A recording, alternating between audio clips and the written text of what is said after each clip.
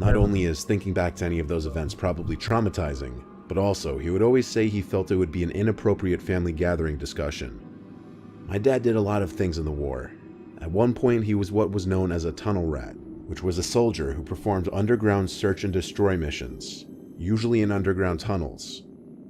My dad and two of his comrades were crawling through a deep tunnel, expecting to hit a booby trap or run into an ambush, but the tunnels were surprisingly empty and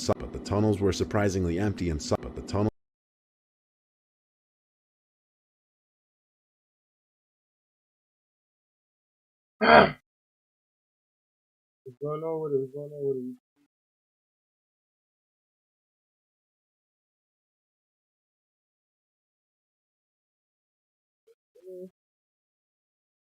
Y'all doing that? Thank y'all for liking the stream. Because we all know you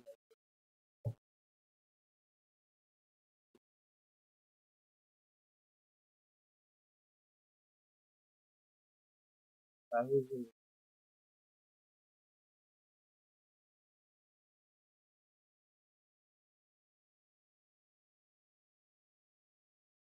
silent. My dad describes the experience of crawling through the silent, dark tunnels as bone-chilling and adrenaline-pumping.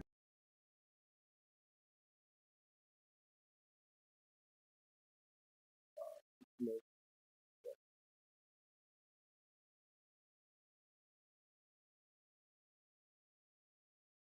we don't know anything.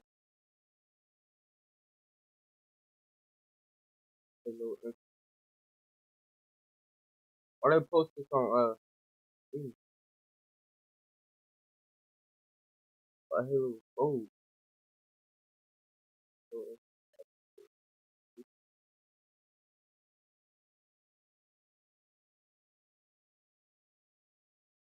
it's up the brain.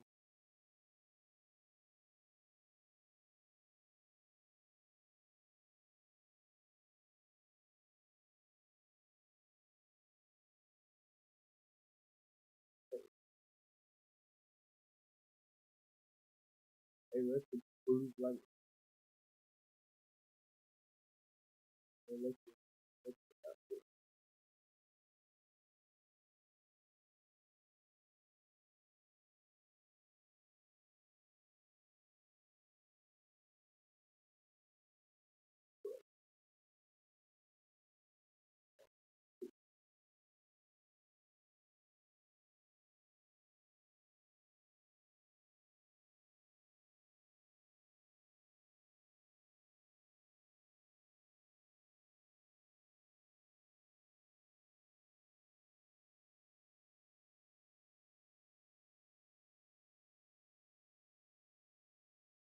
I'm gonna get my team. I ain't got nothing to do. Everybody,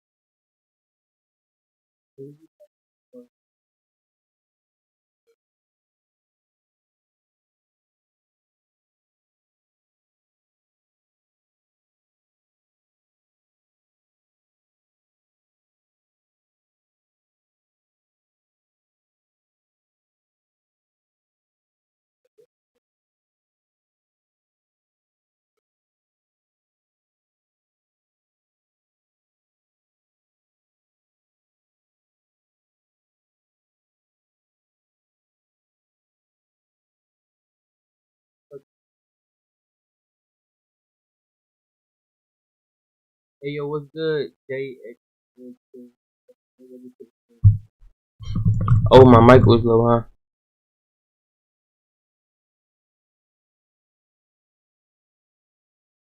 I know you hear me. This is Outlast 2. Hey, what's good? One reaction. Look, that's Jason. It's a good Outlast pictures. What about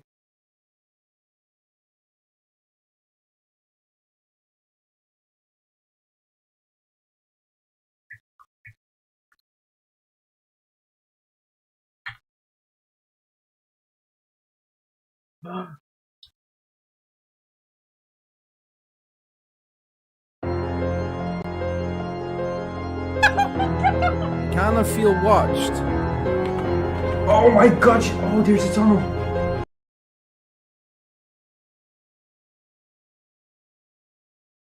Can we escape?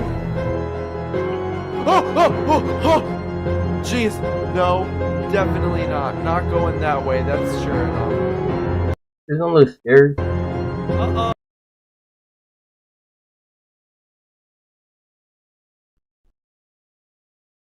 Really, bro? Really, bro? Pictures of Jay all up on the wall.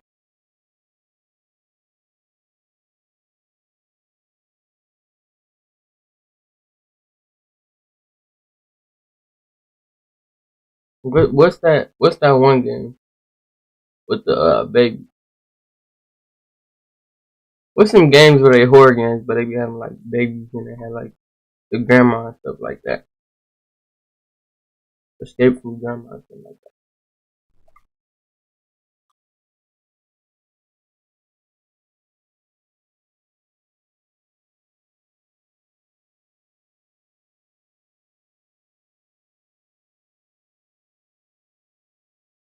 Lego Granny Escape. Here's how Carmen went from juggling 2 jobs to make ends meet to following his dream of making music. And he did it. Want to keep up with the lady? No, bro. And they got a horror game called Granny.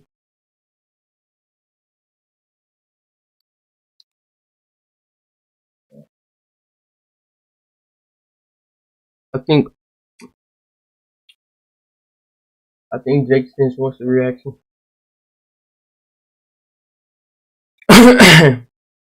Who is Jake Stins?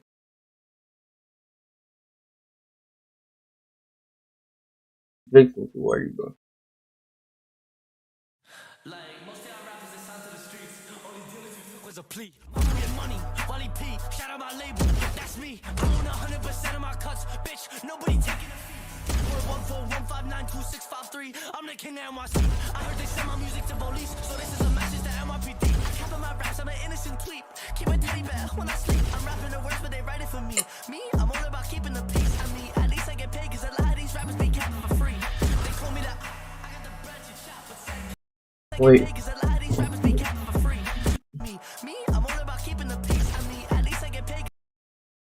No way he placed the floor through there. Did he get paid the cap? Hats off. I kinda would play Outlast again, but I need like $70 to do it.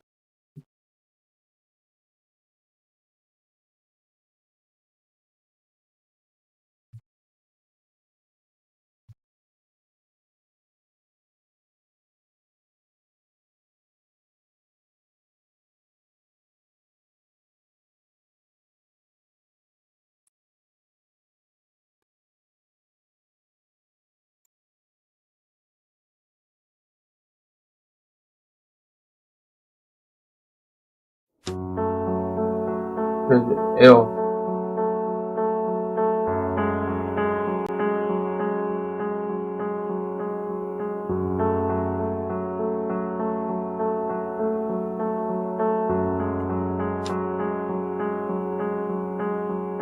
Quiet.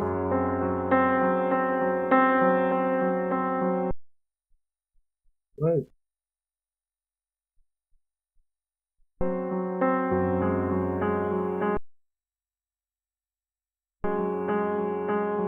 Be quiet, she hears everything. Keep in mind if you drop objects on the floor, it creates sound. Press and hold the remove button and free yourself from bear traps. Hide water for beds or cabinets. Under beds or cabinets.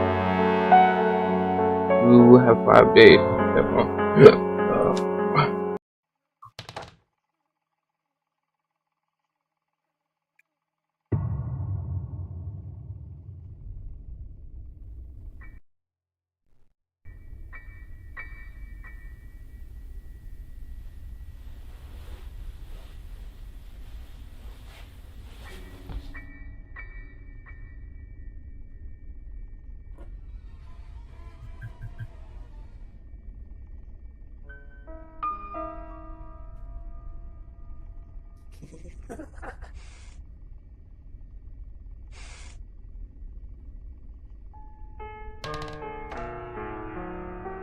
What drop?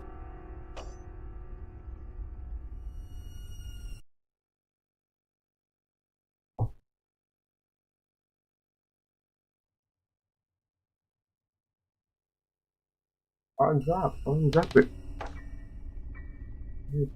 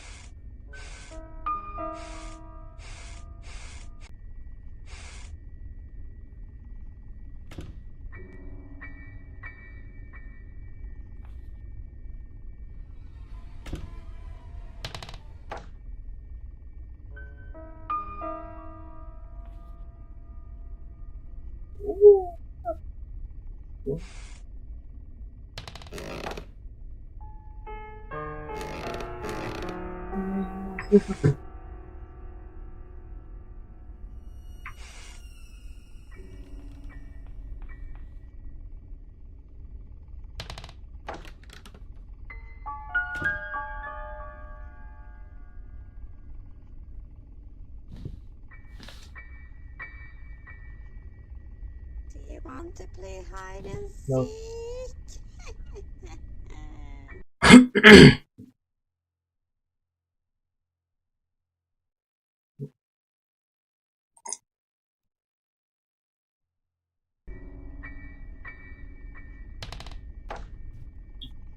Oh.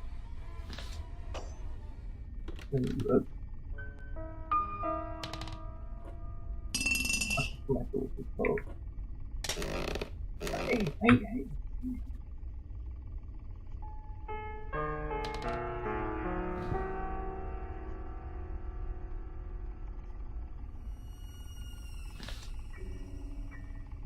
It's a trap. That's not a trap. How do I do it?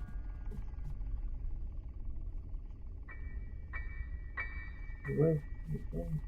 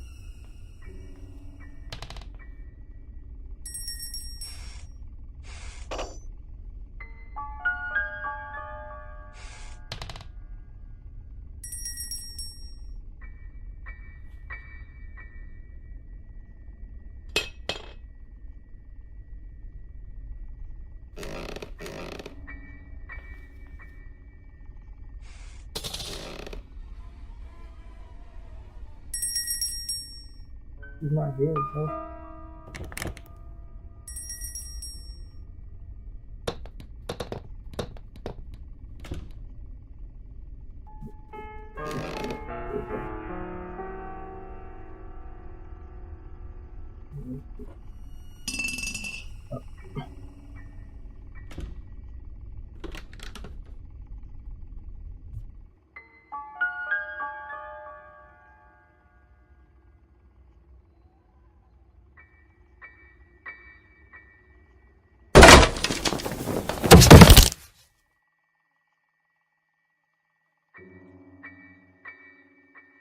Yo, what's good? Fish, what's good, bro? My super chat set, bro. Hey. Granny, bro. This game is, bro. I don't know, bro. Thank you for leaving a like, bro. Yeah, we finna get off Granny, bro.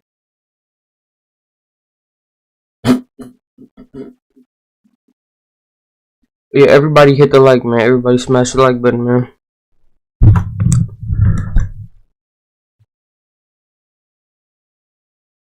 Honestly, a lot of people not gonna stop in since the time it's being there.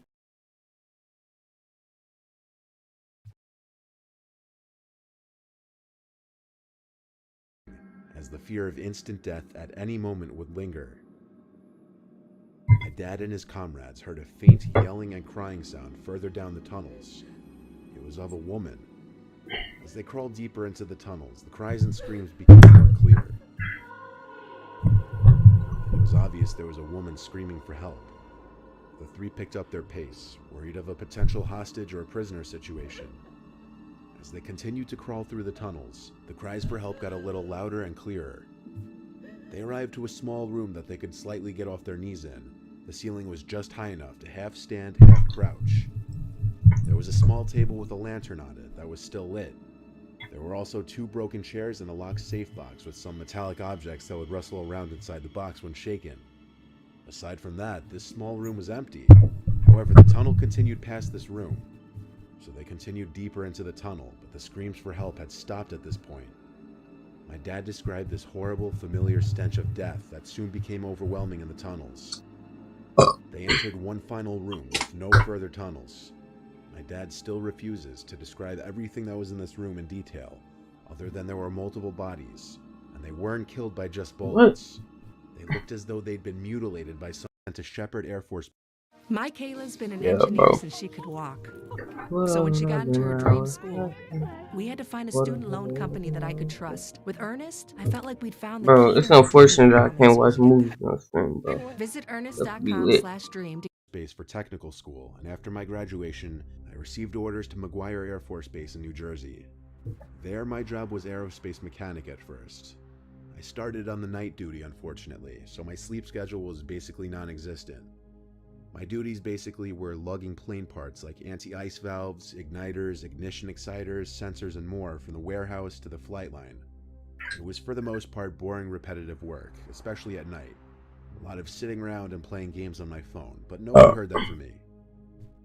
It had to be like 4 a.m. at this I told Jay I was waiting for the other guy to come drop coming off on some parts from the stream. flight Ooh, line. bro. He'll be referred to as Mark for the purpose of this story. I was waiting by the back cargo area of the plane we were working on at the time, sitting on a box scrolling through my phone. Mark was taking an incredibly long time with his delivery, so I shot him a few texts. When they went unresponded to, I tried calling him a few times. The calls rang 4 times, then went to voicemail. I figured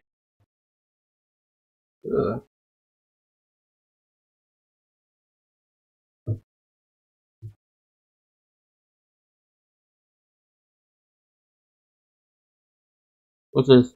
You should always run away if a random girl asks you if she's pretty. What? So there was this really pretty lady that would go around her town and ask all the men in her town, like, am I pretty? And obviously all the men gave her a lot of attention because she was a pretty girl. But her husband hated this. So one day her husband took her and he cut her mouth all the way from ear to ear, kind of like the Joker. Wait, he cut her face? Yeah, so because of this, she had to wear a face mask everywhere she went to cover up the cuts on her face. But she would still go around town and ask the men if they thought she was pretty. But if they said no, she would kill them. And if they said yes, she would take off her mask and say, how about now? And this time, if they said no, so you should always run away if a random girl asks you if she's Hey, bro, whatever.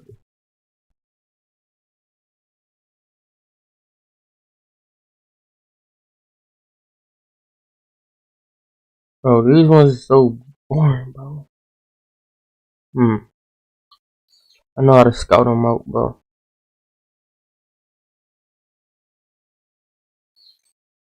Even that don't work, bro, because they so boring, bro.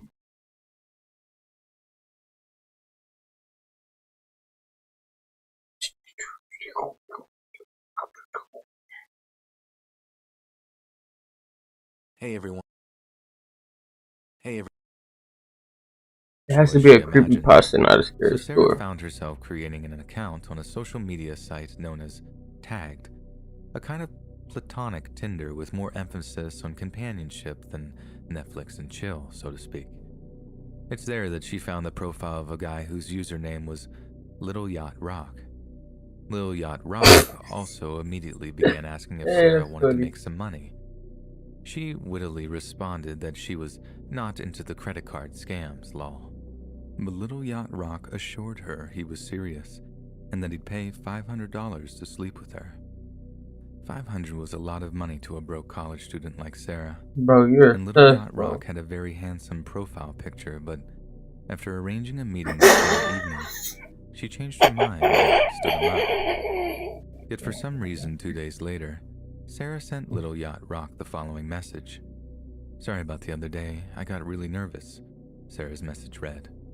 "I felt terrible, but your voice and your pic don't seem like a match." "I'm a really cool guy when you get to know me," Little Yacht Rock replied. "Let's meet up tonight if you're free." "Sure, but you're not a serial killer, right?"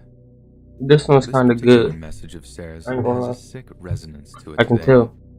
Little Yacht This Rock one's alright. assured her he wasn't, and the couple arranged to meet on the first day of Thanksgiving break.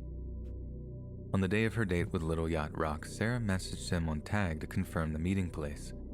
Then that evening, Sarah borrowed her parents' minivan and drove out alone into the clear, windy night to the address she'd been given, 354 Highland Avenue in Orange, New Jersey. The very same house that Joanna Brown had been murdered in just weeks before. When Little Yacht Rock greeted her with a smile and climbed into the minivan, Joanna Brown's cold, dead face was still wrapped in duct tape, and soon, so would Sarah Butler's. When he was done, he dragged her body behind a trailer on the wooded hillside of Eagle Rock Reservation.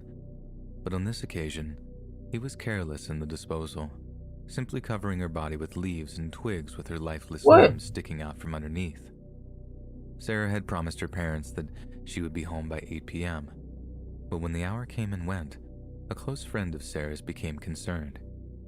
She began texting around mutual friends to check if any of them had seen her, and as the trickle of replies came in, it became quite clear that something was wrong. The following morning, Sarah's mother, Laverne Butler, called her daughter's cell phone to find it went immediately to voicemail. This was extremely out of character for Sarah, who was famous for carrying her charger on her person wherever she went. A panic rose and Sarah's family hastily contacted the police.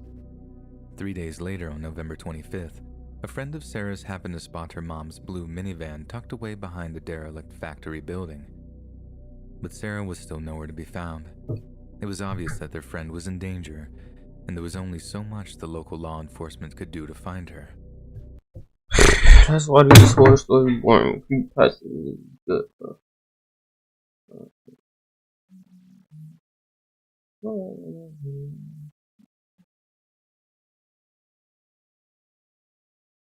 Every creepypasta is better than any scary story you're gonna find right away, bro. Critical eye. The center of the town consisted of a pharmacy, general store, fire station, which also seemed to double as the police station, and a Catholic church that had seen better days. Fall had definitely come early to this small town. Rustic-colored leaves swirled around the deserted sidewalks. The rickety fence in front of the church seemed to be succumbing to the pressure of the heavy clouds that hung low in the sky. Mel reached up to twine a lock of hair around her finger, only to grasp air. Flipping down the rearview mirror, she glanced at her newly cropped hair in annoyance. What was once long, blonde, and curly was now a short bob that frizzled uncontrollably. Mel, David's daughter. Yeah, this is boring, bro.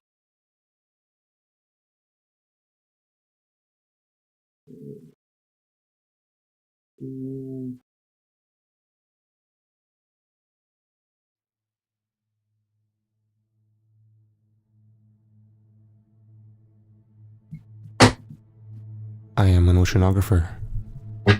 Ever since my family started bringing me to the beach when I was young, I was fascinated by the sea. But fascination turned to something else when I was hired to work in an underwater sea lab in the Baltic. My name is Will. I had recently graduated with a degree in marine biology and was looking to start my career. I had always thought that the only underwater research lab had been off the coast of Florida, the Aquarius Reef Base. But here I was, staring at an application to work on another sea lab across the world. I chalked my lack of knowledge up to my own incompetence and applied for the job. It wasn't long before I got a reply. A sophisticated man with a German accent spoke with me about my education and all the other regular things that you would hear in a job interview. But at the end of the conversation, things started to get a little weird. Are you in any way afraid of any sea life, like sharks, for example? Asked Bertram, the German interviewer. I have a healthy fear of ocean predators, I said, but I don't mind swimming with them. They mostly aren't interested in humans. I don't know, he said. I completely agree. The job will involve some diving in some deeper waters, and this can make some people uneasy. To my surprise, I was hired.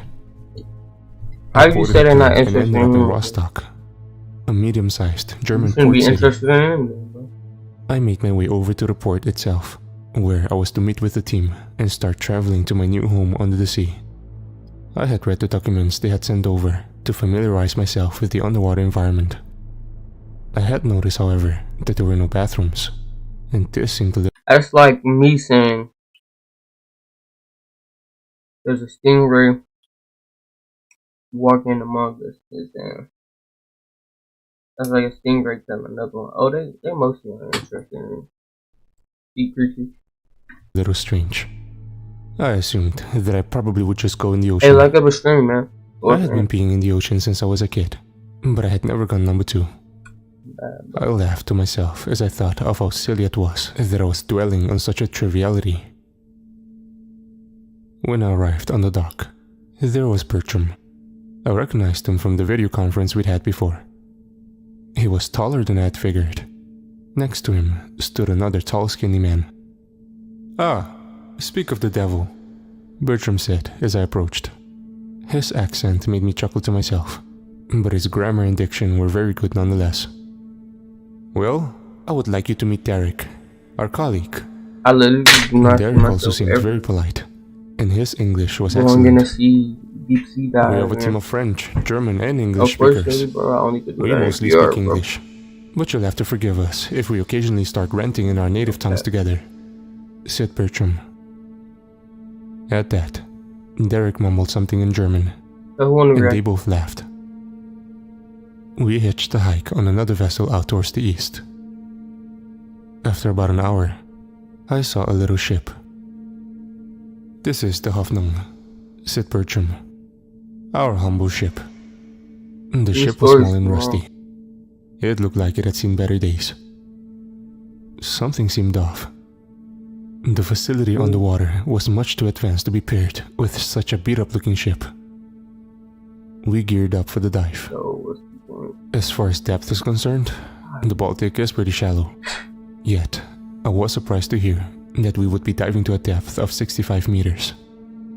The deepest I had ever gone was 30, and going 65 didn't help my growing anxiety. That's Don't crazy. worry, it's a one-way trip. You don't have to worry about the bends. I remembered how cool it was that the underwater facility used ambient pressure in a moon pool. The entire facility was pressurized. It was still too deep for humans to live at the pressure between 7 and 8 atmospheres. Though humans can free dive quite deep, they cannot live in such crushing pressures for extended periods of time. 3 atmospheres was what the facility was pressurized to. Still, the time saved not having to go back and forth between sea level and 7 atmospheres made this facility useful for studying the seabed. We have all heard how we know less about our oceans than outer space. This was what fascinated me so much about the sea. Wait, so it's like you got water weight on your head. The beginning of the descent was uneventful. Things started to become darker as less light was able to penetrate the depths. When we reached 40 meters, it felt like I was entering another world. It was surreal. I had never been this deep before, and I remembered my diving instructor mentioning how dangerous it was. People were saying, "What do you mean felt like you're in another world? What do you mean by that?" Fall into a trance. What do you mean by that, As we continued this deep before, and I remembered my diving instructor mentioning how dangerous it was. People were said to fall into a trance. That's what they call the divers thing. where they get delirious and stuff like that. I forgot what the As we scientific term continued is. to descend into the misty depths, They get delirious at the a building beginning. appeared. No, that's when they don't have oxygen. It was No, taller than I had I expected, forgot. spanning at least Something 3 with the stories water. upward. Certainly, this was not the facility I had read about. I Soon think when enough, they're in the water however, for too long. I saw the moon pool.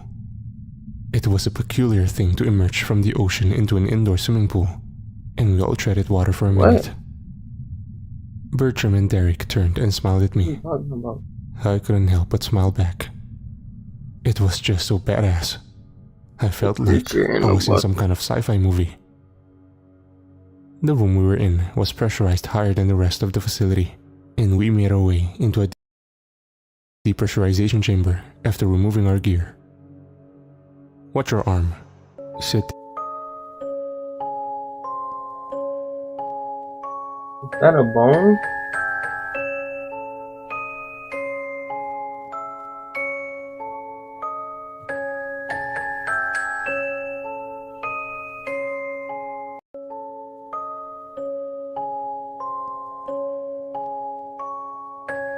Oh, that's a fish.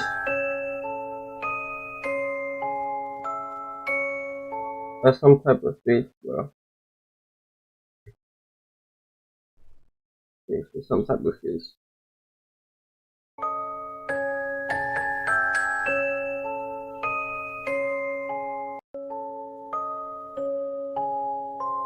How did you edit this? You just put music over it in YouTube, like you didn't edit it?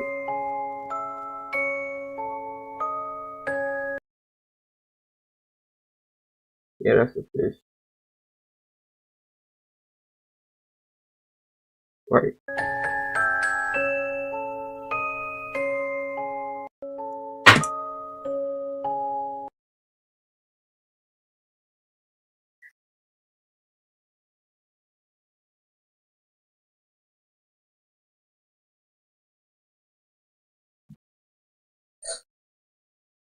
Oh no, it's not showing it again.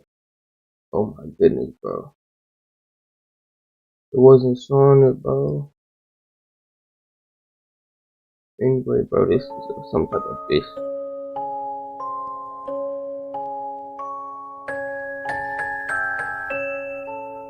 Took me a long time to figure that out. Now the sun is just starting to climb up over the treetops, and it's gonna be a beautiful I thought it was a snake from the. But I won't be around at all, so don't even bother to call. Now the sun is just starting to climb up over the treetops, and it's gonna be a beautiful. Yeah. Bro, I'm low energy. I can't even type, bro. I can't even. Oh, what's this?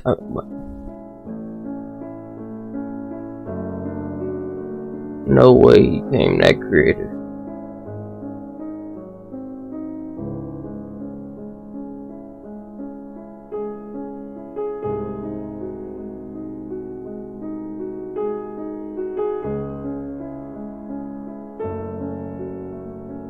Why are you using a creepypasta soundtrack?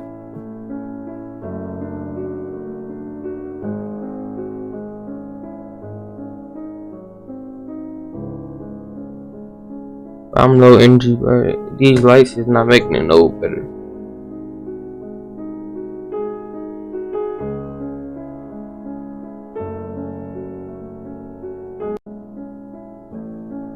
Bro, this is very interesting, bro. I've never seen nothing like this.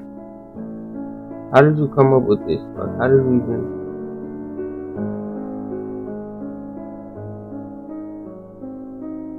And he put the flag on. Bro, where do you keep your inventions, bro? If you could do that, imagine what else you could do, bro. Make a freaking car, bro.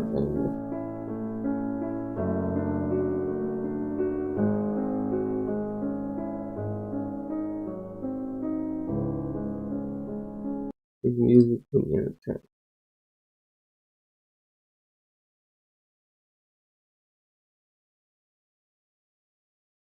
I still don't get it, bro. That's crazy.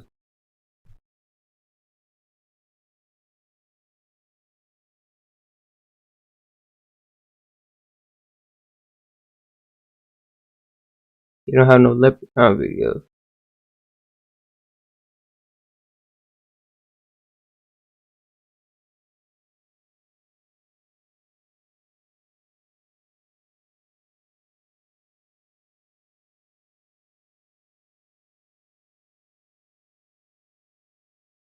Ooh, yo.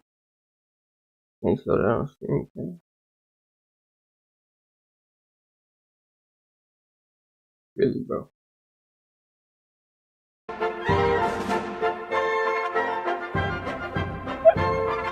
Alright, that's funny. That's funny. That's funny.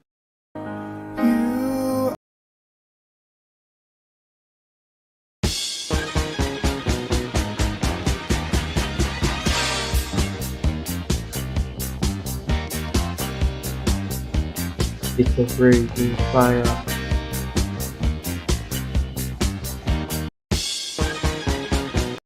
Oh my goodness, it's a raging fire.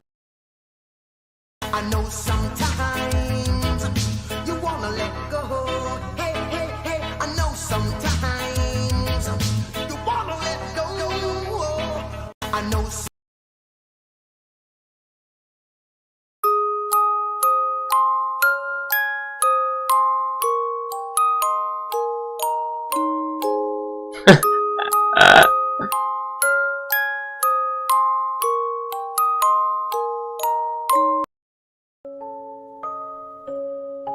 But that was my social entertainment for the past like 5 minutes. Derek, as I clumsily walked into a loose panel. It grazed my skin a little. Sorry, said Bertram. I should have mentioned the loose panel. The facility is much larger than I read, I said, inquiring about the large structure I had seen. Yes, said Bertram. That document is out of date. The facility has expanded in several areas, though we lowly scientists are to remain in our humble quarters. He and Derek laughed. I thought this facility was entirely run by scientists, I said. The job application had been from the website of Geomar, a prestigious research institution in Germany. It started that way, but after funding was cut back, it looked like we were going to abandon the facility, said Bertram. But then they discovered the ore deposits down the hole. The hole? I asked. We entered the habitat I had familiarized myself with from the manual. There was a bunkhouse, a mess hall, and a couple other rooms for science and storage. Is this the new bloke? Do not go to fabletters.com. Do not take our historically low offer. 2 for 24 shorts, 1. There was absolutely no way I was going to swim to the outhouse dome. With little options left, I pulled down my trousers and attempted to squat right over the moon pool. Still, squatting there, I couldn't help but look back every couple seconds to make sure something wasn't coming up to grab me. It felt silly, but it was a very vulnerable position to be in. After trying for a couple minutes, I stood back up. It is amazing what kind of things the body will do when it knows it is not safe. I suddenly felt no urge to go to the bathroom at all. I slowly backed away from the edge of the moon pool, keeping my eye to the bathroom. Body will do when it knows it is not safe. I suddenly felt no urge to go to the bathroom at all. I slowly backed away from the edge of the moon pool, keeping my eyes on its dark, rippling depths. I thought I saw something move. I felt a deep fear. I had to get out of there. I went for the decompression chamber, and to my horror, I saw out of my peripheral a mass cresting out of the water. I threw myself into the chamber and, as fast as I could, tried to throw the door closed. A monstrous dark grayish-green tentacle moved with startling speed, and just as I was shutting the door, wrapped around my leg, sinking several spines into me.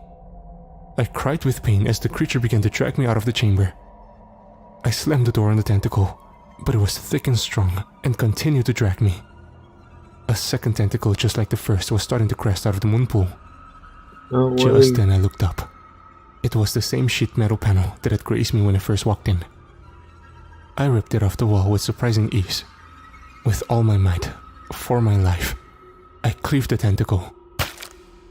It didn't sever, but I cut it deeply, and it released me. Before the second tentacle could reach the chamber, I slammed the door shut with all my might. I looked at the tentacles prodding and probing the sealed door. It was absolutely horrifying. I knew they had every intent on dragging me down into the depths. They were terrifying, like a giant octopus with spiny thorns attached to hook its prey. After what seemed like hours, the decompression finished. I had already been screaming, and the others had gathered at the door. I exited the chamber and turned to the others. "We have to get the hell out of here, now!" I screamed. "Calm down," said Manon. "What happened?" "There is some kind of..." I stopped. I didn't know what to say. "I know this sounds crazy, but a massive predatory invertebrate grabbed me in the moon pool." "Like a Pacific octopus?" Doug asked curiously. They were not understanding the gravity of the situation. The tentacles weren't visible from this angle, and I dared not open the door to show them. Instead, I showed them my leg. It was bleeding, though not profusely. The puncture wounds were still clearly visible. The others began to inspect his leg. Doug went into another room and came back with a couple knives. They were the only weapons we had available. "At first light, all of us should make a break for the Hoffnung," said Derek. "But what about the storm?" said Bertram. "I would rather take my chances with the storm than be down here. At least I would die a natural death," said Derek. I don't think the others understood, but I knew exactly what he meant. The idea of drowning in the open waters somehow seemed like a tolerable alternative. It suddenly made sense. The explosions, the beat-up submersible. This animal was being studied by the other facility. "One thing is certain," said Derek. "The creature only seems to be around at night, and we seem to be safe in here. I am swimming to the Hoffnung in the morning. I strongly urge for the rest of you to come." I nodded. The others looked among themselves, not knowing what to think. We all went to our bunks and tried to sleep. After hours of tossing and turning and staring at the entrance, half expecting a dark grey tentacle slither around the corner. My wound felt better. Manon had bandaged it and applied disinfectant. I slowly started to nod off. When I woke, I started my daily routine.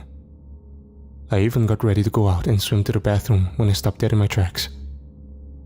I felt a deep sense of horror as I was just remembering what had happened to me in the moon pool just hours before. I suddenly felt no urge to go to the bathroom at all. I just stood there gazing at the pressure chamber. All of the others had risen and were mulling about. "Have either of you seen Doc?" said Manon. "I'm waiting for his data, but I haven't seen him." "Maybe he hasn't woken up?" I said. "He isn't in his bunk," said Manon. "I am starting to get worried." "He probably just went out for some samples," said Bertram. "You're probably right," said Manon, as she started busying herself with her work. I finally worked up the courage to go out to the bathroom dome. The water was moving faster than usual, but nothing I couldn't swim against. I could see how being a poor swimmer could be very hazardous, and understood now why they insisted on strong swimmers in the job application. Out at the dome, I looked around and realized that there wasn't a fish in sight. Usually during this time of day, the ocean was full of them. But now, it was barren. It was unnerving. I looked around the eerie depths, trying to make out what I could through the misty seawater. I noticed something strange. The hatch to the other part of the facility was open. That same hatch that Javier had swam up. Upon thinking about Javier, My eyes darted back to the place where I'd seen his eyes, staring at me from the hole. I shuddered and suddenly started to feel very vulnerable. I got done with my business and started back towards the moon pool. When I entered the habitat, I saw that Manon was coming up my way with Bertram and Derek. "There you are," she said. "We are going out to look for Doug. He should have been back by now." "The hatch is open," I said. They all looked at one another. "We will have to think about that later," she said. "Everyone, suit up and make yourself full of oxygen." The water was still moving fast due to the stormy conditions. It was difficult to fight against the current. But Doug should have been back by now. And there was a chance he was stuck and running low on air. We had to look for him. We checked down the slope in the opposite direction of the hole. But there was no sign of Doug. We finally came to the hole. We shone our lights down into the depths. Nothing but darkness. After a while, our oxygen levels were getting low, and we returned to the habitat. On our way back, we all saw the opened hatch. No doubt we were all thinking the same thing. Doug might have gone up the hatch for some reason. When we had shed our gear in the moon pool, Derek was the first to mention this. "We need to get in touch with the other part of the habitat," he said. "I will try to radio them again." As I walked past the door that connected the two habitats, I peered down its corridor. Surely we could just override the locks and walk in there. It seemed like the right thing to do given the circumstances. I shone my light down the corridor through the glass. It was strange. Something at the very end of the corridor seemed to be floating. I squinted and tried to discern what it was that I was looking at. "Hey guys," I said. "I think something is moving in there." We all gathered at the glass of the door and peered into the darkness. There was something that seemed to be hovering. It was drifting closer. I knew what it was before my mind could register what I was seeing. It was a strange feeling. On the one hand, there was a pen, but on the other, it was drifting right in the middle of the air. The pen was floating because the chamber had filled with water. "It won't break through," said Derek. "This door is designed to withstand pressures far beyond this. It was always a possibility that one of the habitats would be compromised." His words did little to reassure me. I kept staring at that pen as it seemed to drift aimlessly. It ricocheted off one of the walls gently. "What happened to all the people?" asked Bertram. There was nothing but silence for a moment. Then Manon spoke. "We have to go in there," said Manon. "That must be where Doug is. Maybe he is trapped." Derek and Bertram exchanged glances and started speaking in German. Manon interrupted them, and they all started yelling at each other. I stood there puzzled until finally they switched back to English. "I can't believe you two," said Manon. "Doug would have done it to save you." "Doug is dead," said Derek. "Or worse." "What do you mean, or worse?" said Manon. "He has been out of air for a while now, and we all know it," said Derek. "Bertram and I are going for the Hoffnung. We aren't waiting for the ship." Bertram stood there looking as guilty as he was terrified. Finally, they were starting to understand. We had to get the hell out of there. I opened my mouth to agree adamantly, but Manon spoke first. "I am going over there," she said defiantly. She looked at me and waited for me to speak. "Okay," I said. "I will go with you to look for Doug." "This is crazy," said Derek. "I don't want to be on that sinking boat in a storm any minute longer than I have to. We can't wait for you." "1 hour," said Manon. "That is all we need." Derek and Bertram started arguing in German again. "We will wait 1 hour," said Bertram. "Then we will head to the surface together." Suiting up fast, we did our final checks and dove back into the moon pool. Ready to reach the right crowd? Get influencer marketing right on Fiverr. From research to shoutouts to collaborations. Stand out of the crowd with Fiverr.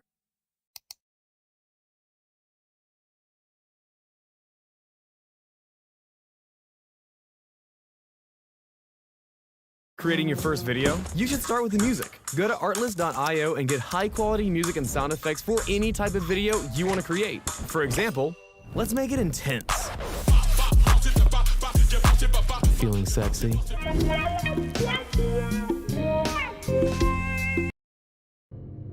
The hatch seemed to beckon me. I thought of Javier and how I had seen his head staring at me. Even now it gave me the chills. But I put it in the back of my mind. Soon, we could almost see up the shaft. I thought of how much had happened in my life since I had taken this job. How much I had learned and seen. It was hard to remember what my life used to be like. It seemed like so long ago that I had been sleeping in a nice bed and eating all the food I wanted. Mostly, I thought about how much I had taken for granted. You don't realize how important it is to feel safe until you don't. We reached the entrance of the shaft. It became dark fast. Menon turned on her light, and my heart sank. At the end of the shaft was a metal door, but it looked as though it had been warped. What could have done this? Luckily, our divers' masks had radio communication built in. What could have done this? Said Menon. She looked over at me. She knew what I was thinking already. There is no creature ever discovered like the one you hallucinated, Will. I went to retort, but stopped. There was no point in arguing. I wanted to live, not to be right. Let's hope not, I said. It took everything I had, but I managed to start kicking and swim up into the shaft. Menon soon followed after me.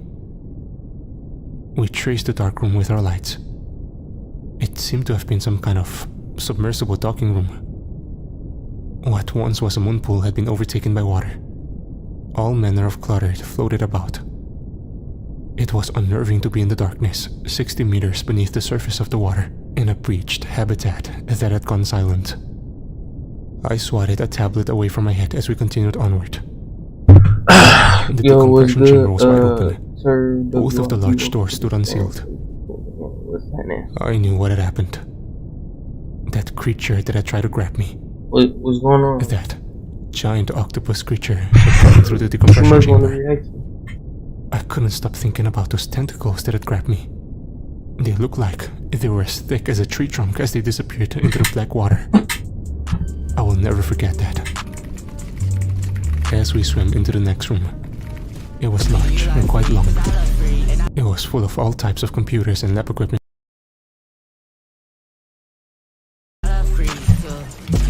Alright, I'm gonna get up.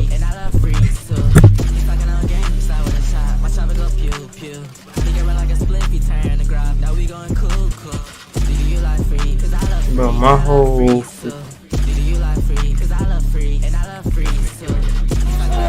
crazy.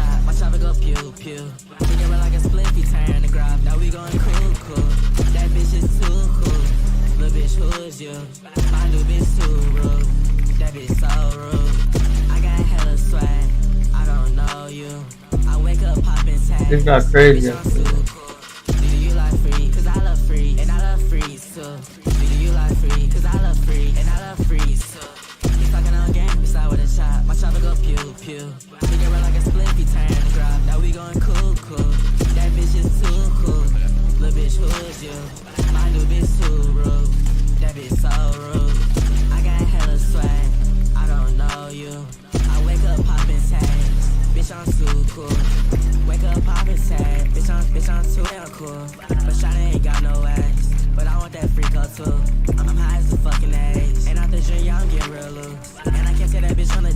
No, it is real.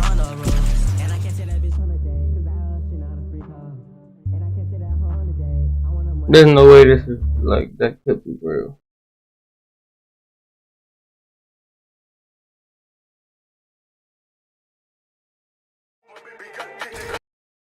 Oh.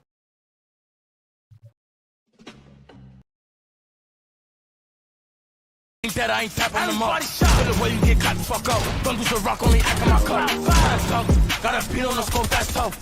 Hey, he ain't calling no hit. I'm showing wherever he run. Who you call? I'm a GBG baby, so bitch, I'ma click till it's done. And I love it, beam if you run, I'ma turn on the front. Outside, no security, bitch, just me and my gun. I'm the king of New York, and I'm still outside making them run. Got out in the car. Not Jesus, crazy. Speaking Guapanese, I know you cannot understand me. I'm a real nigga, all you Trying to be poker.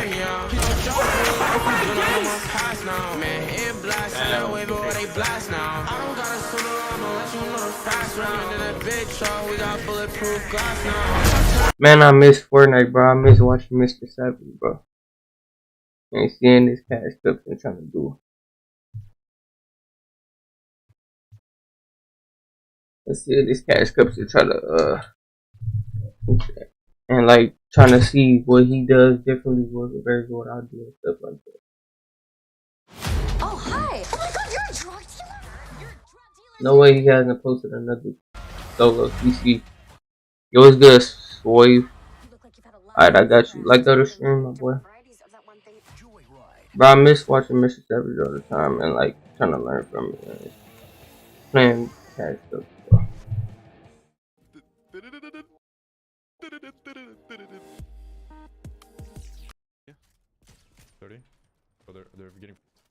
And trying to get the Travis Scott skin, but I couldn't. Okay, then you can I'm here. I don't have ODM though. It's fine, just replace. I'm gonna get the ODM. Give me 1 sec. Yeah, I give you 1 sec. Tapping out. I'm gonna ODM to you and then ODM them insta, okay? I used to play this game. 1 sec. Yeah, go. He's swapping 5, 70. It wasn't good for me in real life though. I still like 50 on the guy that tried shooting. human interaction and getting normal person. Okay. Insta opens, he's insta netted. One's in the bush. On the left. That guy's solo. Man, y'all don't understand how much I'm missing that, bro. I feel like I want a Grammy. I speak Guapanese, I know he cannot understand me. I know she cannot understand me. I'm a real nigga. Hey, I got you, boy. I got you. Thanks. And I got some diamonds on my neck. They stay dancing. She calling my phone, saying she a blast. She fake like her nigga chain, but I can't test it. Yeah, I'm a busy man. She said, what we doing Saturday? I just woke up. I already made a band today. Fuck a new nigga, bitch. I just got a new fan today. Just found out that she cheated, turned into a new man today. Yeah. She think her nigga got money, he scared. Yeah, out the AP. What'd he say? She said, what we doing Saturday? I just woke up. I already made a band today. Fuck a new nigga, bitch. I just got a new fan today. Just found out that she cheated, turned into a new man today. Yeah. She think her nigga got money, he scared. Yeah, out the AP shit, he rock me in van. I put my all in this music, I ain't had no second plan. And some niggas switched off, man, I thought you was my fam, yeah. Bitch, I'm turned off, I feel like I won a lottery. I started making music, now these niggas wanna copy me. Bitch, you not me, so you can't finesse my melody. Niggas in the store, and I know they think a lot of me. I'm turned off, I feel like I want a Grammy, yeah. Love no thought of needs, I know she cannot. I miss the whole community, bro. I miss vibing that. I'm a real nigga, all you gotta do is hit me out. Don't judge me if you do not know my past now. Man, it blast, and that way where they blast now. I don't gotta swindle, I'ma let you know the facts. Man, y'all don't get it, bro. I treated Fortnite like a career, bro. We got bulletproof glass now. I had a schedule for streams, training every day, bro. I ain't trained so much, bro. So many hours in the Kovac.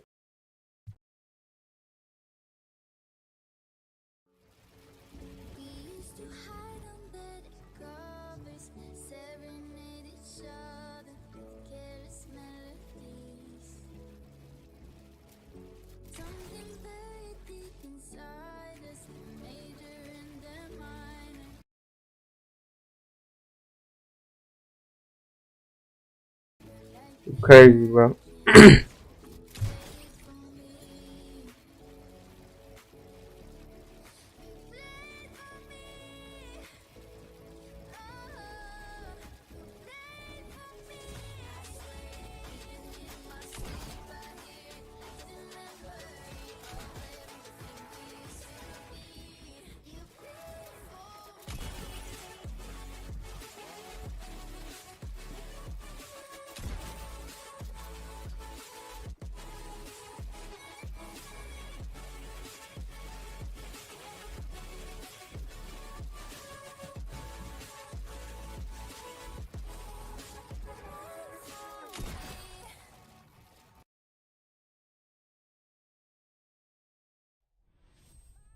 It's not something I would ever click on. That's why I didn't want to click on this too.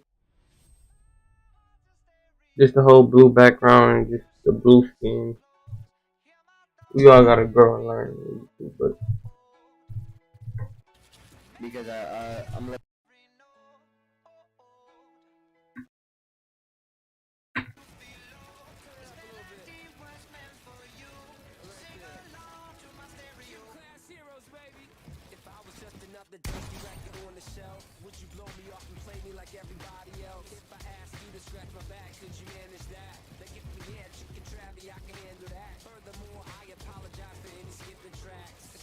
hey, bro, did you sub up?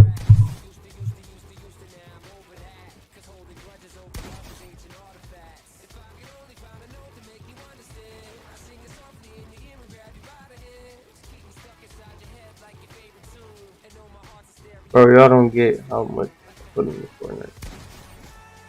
I feel like playing this game, bro.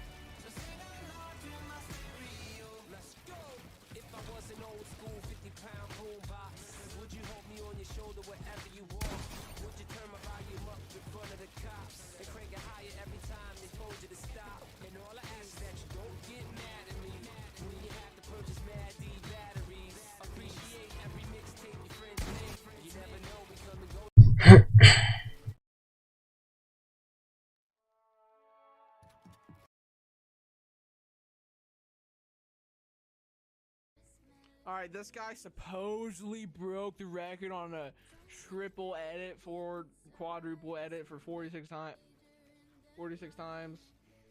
Bro, why does it look old? Yeah, his face trash. How is he playing regular Fortnite in an old Fortnite? Yeah, his face trash.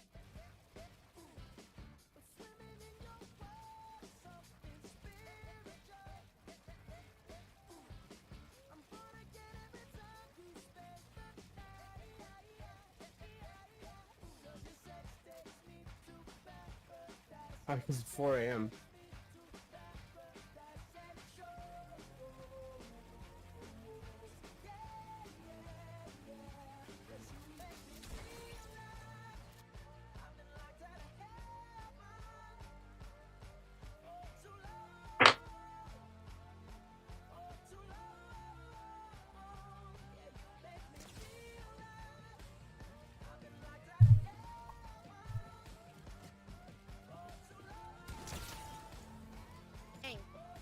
Gang, it's an op. Blood, where are you, gang? Oh my god. I'm not sure, man. Dude.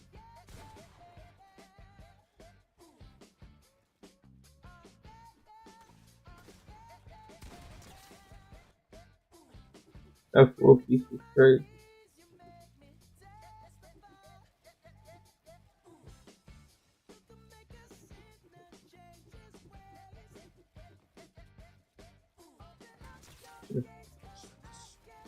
I lost all my Lewis gang from not streaming. All my Lewis gang in, bro. All them Lewis I built up over time. And like, only because I've been MIA. And I'm streaming at night now. So.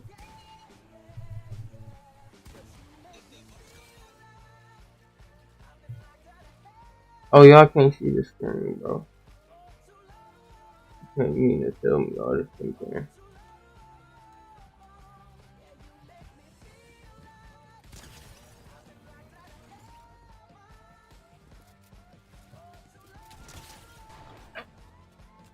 Again. Oh my god, no! You dipped his poker, it's like smacking your face against the wall. I'm a New York, I'm G's for cribs, I love his baby. 90 active baby, I give it a job. You hit Oh. the crystal thing, gang. What the hell?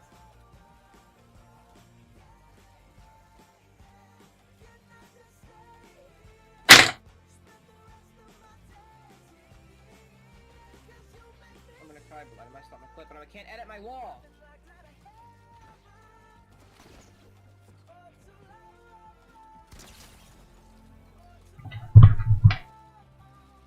You're messing up blood.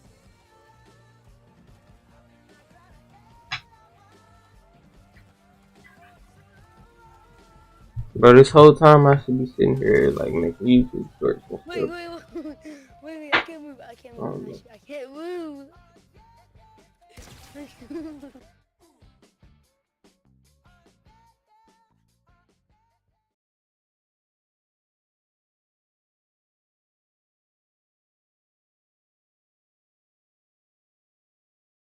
This is Kayla. She's a video editor on Fiverr, a platform for freelance services. Kayla will make an attention grab. The day you've been waiting for. Today we're going to talk to you about stop being a heartaholic.